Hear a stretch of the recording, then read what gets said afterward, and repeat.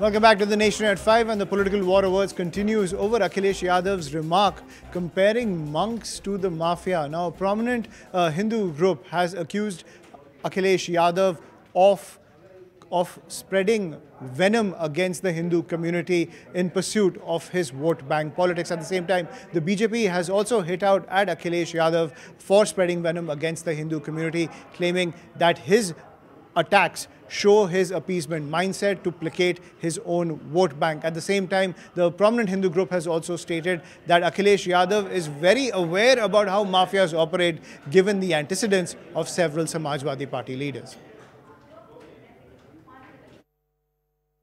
मठाधीश और माफिया में कोई ज्यादा फर्क नहीं होता है। नहीं, अगर आप डिक्शनरी उठा के देख लो भाई डिक्शनरी तो आपको भी उठा के देखनी पड़ेगी। और ये सूची, ये जो जानकारी आप मुझसे ले रहे हैं, जो मुझसे कह रहे हैं, सरकार ने खुद जारी किए हैं, कई अखबारों ने खुद जारी किए हैं वो नाम, वो नंबर्स। तो जो हमारे साथी यहाँ पूछ रहे थे, बताओ उसमें पीडीए परिवार के लोगों के 60 से लेकर 70% लोगों का इनकाउंटर हुआ है कि नहीं हुआ है? और जो 42 अन्य दिखा रहे हैं आप, अगर आंकड़ा और डाटा ठीक है, तो सबसे ज्यादा फेक इनकाउंटर अगर किसी के हुए हैं तो पीडीए के परिवार के लोगों के ही हुए हैं। बहुत ही दुर्भाग्यपूर्ण बयान है, और वो भी पूर्व मुख्यमंत्री के द्वारा, जो इस प्रदेश का जहां पर सबसे अधिक मठाधीश संतों का निवास है, वहां के पूर्व मुखिया का बयान बहुत ही निंदनीय है, विचारणीय है। उनको विचार करना चाहिए। उनको बिल्कुल ही नहीं पता है कि मठाधीश कौन होता है और माफिया कौन होता है।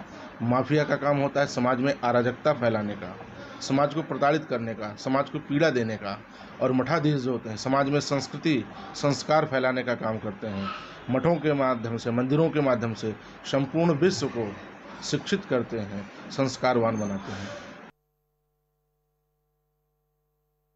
अखिलेश यादव जी को शायद यह पता ही नहीं है कि धर्म क्षेत्र और दस्यु क्षेत्र में क्या अंतर होता है। उनको यह पता ही नहीं कि लुटेरों में और सज्जनों में क्या अंतर होता है।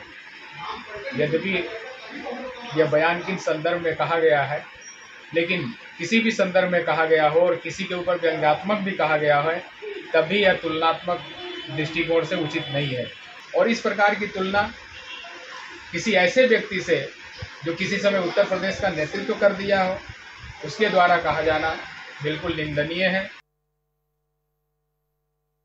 समाजवादी पार्टी को इस बात की जानकारी नहीं है कि मठ मंदिर और माफिया में क्या अंतर होता है। वो माफिया के मजार पर फातिया पढ़ने वाले लोग हैं, और प्रदेश की जनता से, देश की जनता से इन्हें माफी मांगनी चाहिए।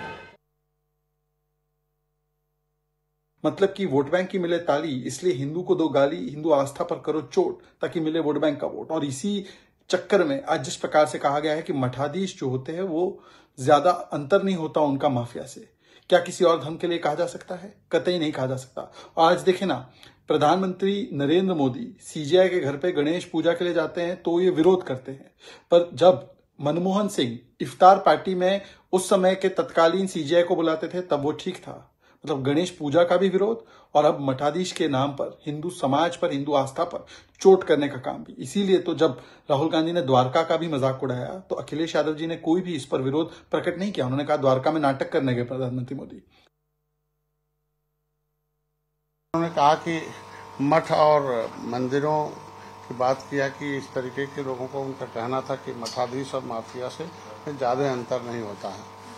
तो ऐसे लोग जो अभी जितने माफिया थे उनके कब्रिस्तानों पर जाके जो फातियाँ पढ़ने वाले हैं, और जो उन पर जो है जाकर उनके लोगों पर जो प्रदेश जिन लोगों से तबाह थी, ऐसे लोगों के कब्र पर जाकर दुआ करने वाले लोग, मठ और मंदिर की बात, मतलब इस भारत के सभी, जो भारत की सनातन और जो हमारे भारतीय संस्कृत है, उसका एक तरीके से अपमान है, और ये उचित नहीं है। And that's the latest flashpoint in Uttar Pradesh between the BJP and the Samajwadi Party. We're going to take a quick break now. More news and updates on the other side.